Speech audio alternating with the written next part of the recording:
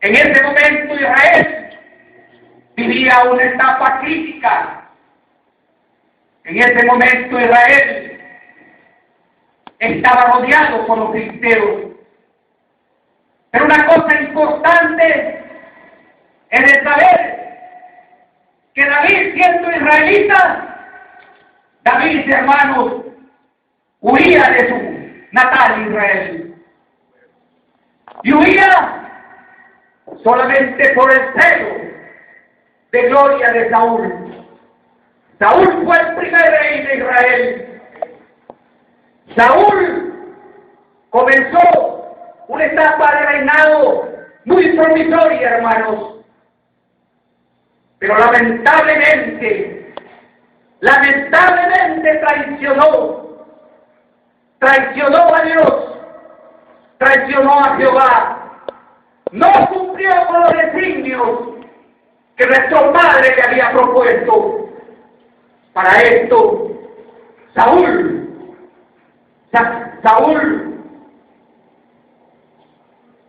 debemos de reconocer que jamás supo que iba a ser el rey. Nuestro padre no se deja llevar por los parámetros formales para él escoger. No.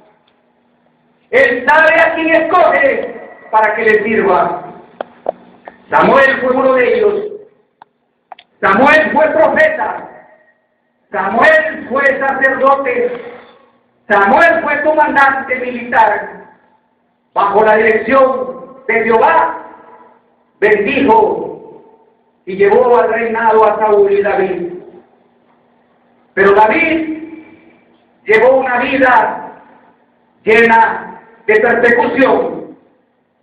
Llevó una vida donde aparecía un hombre vulnerable, pues solo llevaba la espada de Goliat. Porque todos sabemos que David venció a Goliat, y ese fue el celo de Saúl. Porque el pueblo gritaba: Saúl hirió a 1000, David a 10,000. Y eso fue el celo más grande que se incrustó en el corazón de Saúl. Saúl traicionó la voluntad de nuestro Padre. David, por esa constante persecución de Saúl, huyó y llegó a Aquis, rey de Gad, era un filisteo. David nunca estuvo solo, siempre estuvo con Dios. La fortaleza de David fue siempre Dios. Los salmos lo dicen.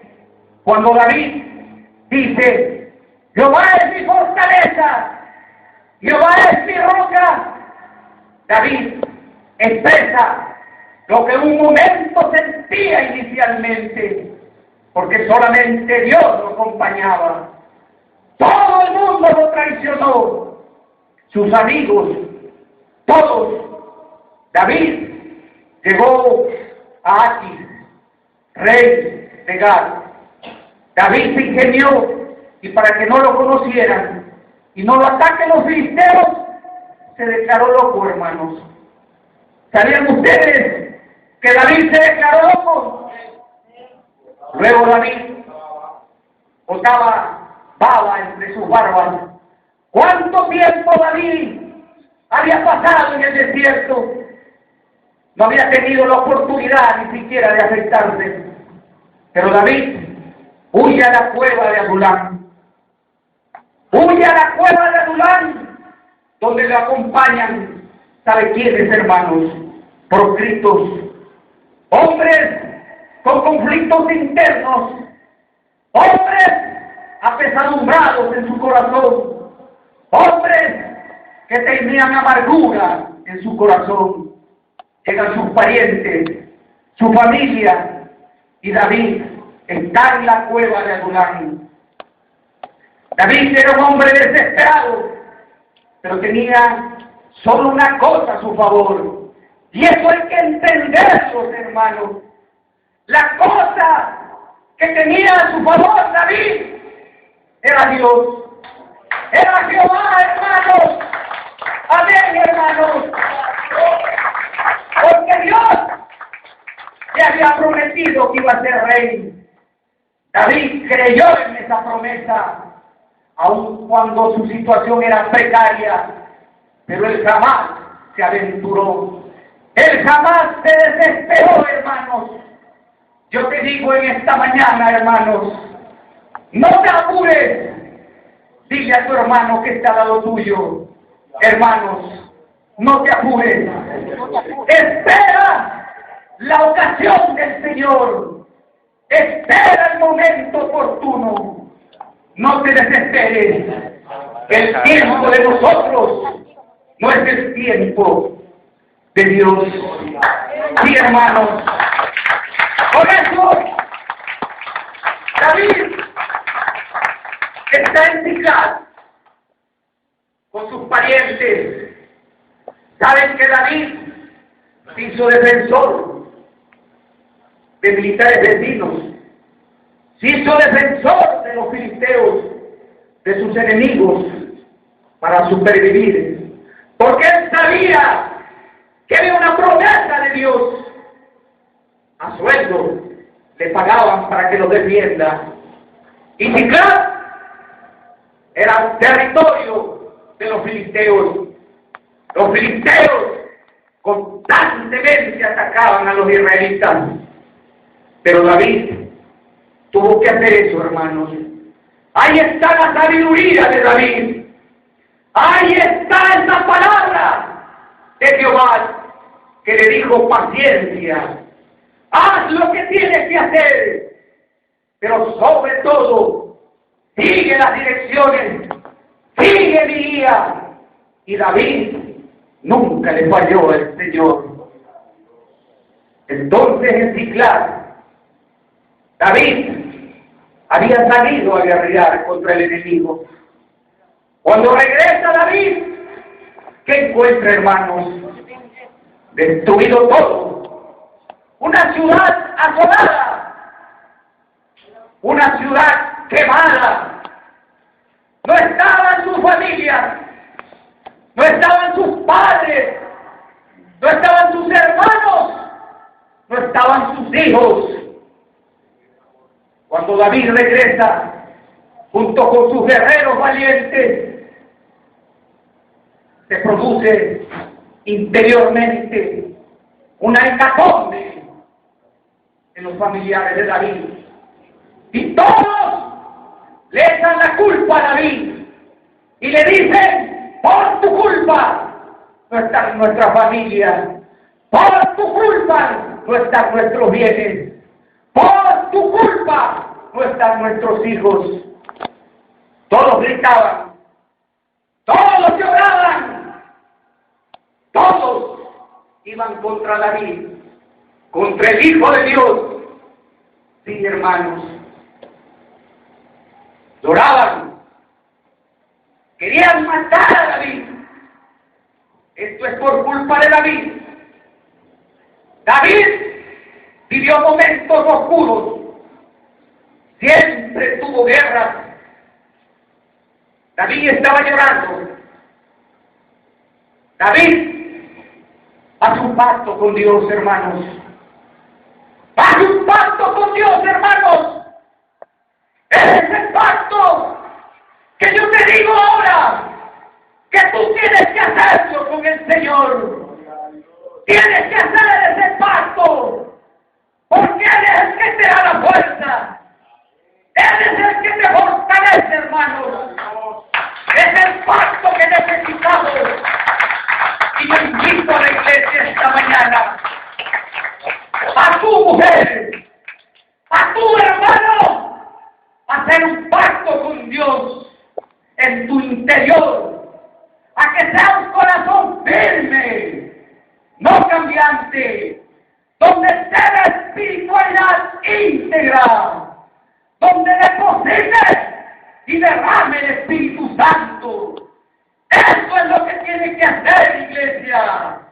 Iglesia, vamos al pacto con Dios, porque Dios es nuestra fortaleza. Sí, Dios adelante y nosotros guerreando, hermanos. Eso es lo que necesitamos, hacer el pacto con Dios. En los salmos de David está que él hizo un pacto con Dios para saber enfrentar ese momento difícil, para saber cambiar el temporal, para saber enfrentar al enemigo. Por eso hizo un pacto con Dios. Y el Señor, cuando hace el pacto, David, ¿qué es la consecuencia de esto? Hoy en la mañana les digo, haz el pacto y vas a recuperar todo. David, esta parte de la palabra, de esta historia de la Biblia, de este primer libro de Samuel, claro, hermanos, yo te digo, es un ejemplo espiritual. Es un ejemplo espiritual de paciencia. Es un ejemplo espiritual de creer en nuestro Padre, de aceptarlo en nuestro corazón íntegramente y no dejar nada aparte. Es tener una inmensa espiritualidad en nuestro corazón. Es servirle al Señor. Es servirle al prójimo. Es darle la mano al caído. Es ser solidario con el que necesita. Es extenderle la mano al caído. Hermanos, la Biblia registra en detalle esto. ¿Pero por qué registra en detalle? Y esto debemos tomarlo como un modelo. Cada vez que ustedes ven un testimonio en el altar de una sanidad, es una gran inspiración divina. Cuando ustedes traen un familiar ante Cristo, es una gran inspiración divina. Cuando recibimos sanidad, es una gran inspiración divina. Cuando estamos en crisis, pero Dios nos da sanidad en nuestra economía, es una gran inspiración. Sí, hermanos. Entonces, esa inspiración, como alguien que lo perdió y lo pudo recuperar, eso se llama, hermanos, caminando por lo que el diablo nos ha quitado. Porque Satanás fue vencido, fue pisoteado, y a veces se levanta o se quiere levantar cuando se lo permitimos. Pero ahí está nuestro Padre para restituirnos todo. Entonces, cuando recuperamos, decimos, caminando por lo que el diablo nos quitó. Sí, hermanos, pero David reconoce. ¿Qué hizo primero David? David, cuando estaba en Ziklag, cuando regresaron a esta tierra que era de los filisteos con los guerreros, todos le dieron la espalda.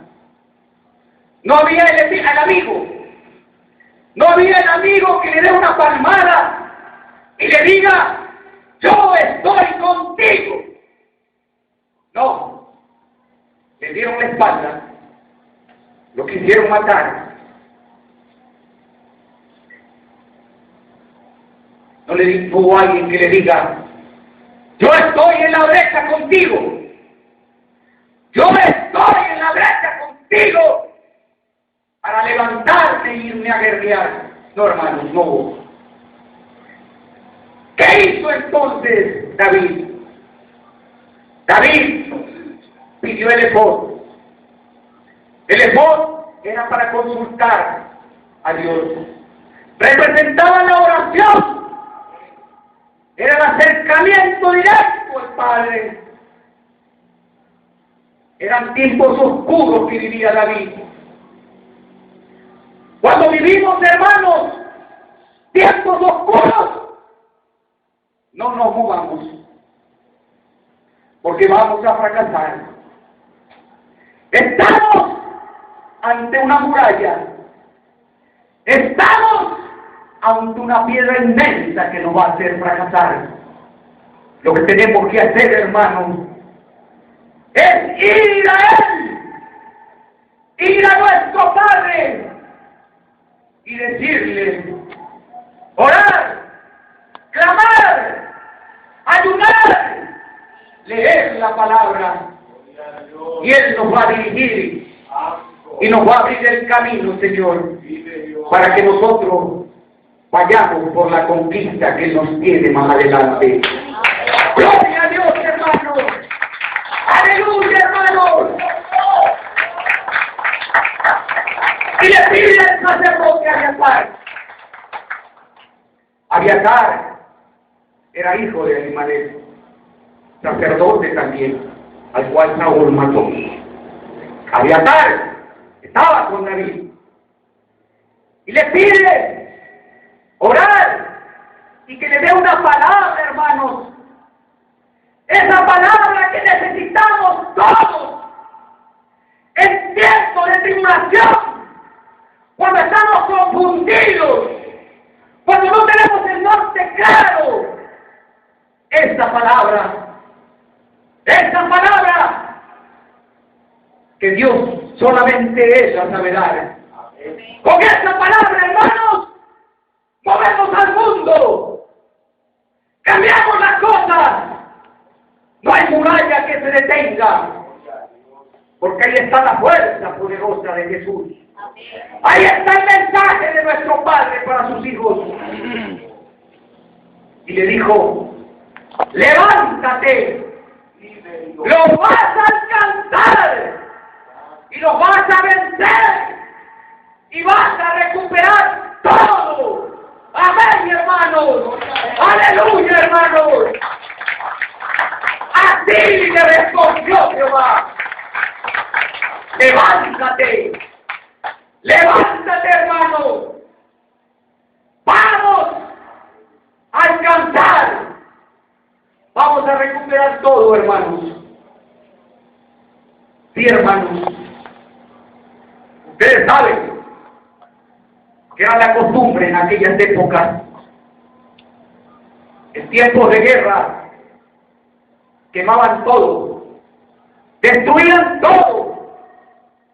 David no sabía a qué distancia se encontraban los amalecitas. ¿Qué cantidad de hombres tenían? Mira, compara este pasaje con tu problema interior. Tú no sabes qué te deparará el mañana. Tú no sabes por qué estás pasando, por qué estás sufriendo, qué es lo que te ha hecho sufrir. Tú no sabes si fue eso, o aquel, o fue aquello. Si es tan poderoso, tú no sabes. No sabes. David no sabía por dónde iba a estar los amalecitas para recuperar. No sabía ni con cuántos hombres y cómo estaban armados. No lo sabía David. David va al rescate de su familia, de sus bienes, con 600 hombres. 200 quedan en medio camino. Los 400, los atribulados de alma, eran proscritos, perseguidos, esos 400. Pero Dios le pone un hombre en el camino un guerrero amalecita. ¿Para qué se lo pone el Señor? Para que lo guíe. Estaba moribundo este hombre. David le da de comer, le da agua. Y él le dice, ¿dónde están los amalecitas? Y David, con 400 hombres, les cae de noche. Les cae de noche. Y vence a los amalecitas. ¿Sí? Los vence. Y recupera sus bienes. Recupera su familia. Pero hermanos, esta mañana hay una palabra rema para tu corazón, hermanos. Y esa palabra es, levántate, que vas a recuperar todo, como lo recuperó David, hermanos. Porque vas a alcanzar, vas a destruir a quien tenga que destruir, así sean las murallas más grandes, vas a encontrarlos. Sí, hermanos, no tengan temor, sigan adelante. Esa es la palabra rema. Levántate, porque vas a recuperar todo, hermanos. Hermanos, la restitución está en el corazón de Dios. Él no quiere hacer, no quiere dar restitución. Siempre. Si ustedes leen, seguro que no han leído el libro de Génesis. 4 reyes atacaron a 5 reyes. Y destruyen la ciudad donde estaba Abraham. Se llevan sus familias. A Lot, el sobrino de Abraham. Pero Abraham, un guerrero anciano, que ustedes deben de saber, hermanos, que quienes tienen el Espíritu Santo de Dios en su corazón, es un guerrero, porque nosotros somos hijos de Jehová de los ejércitos, hermanos. Amén, hermanos. Gloria a Dios, hermanos. Y Abraham recuperó todo y recuperó a su familia. Pero hay una cosa importante, hermanos, que Dios no solo quiere restituirte, hay algo más que nuestro Padre tiene para ti. Ese es el botín. Veamos el versículo 20. Tomó también David todas las ovejas y el ganado mayor, y trayéndolo delante decían, este es el botín de David. Amén, hermanos.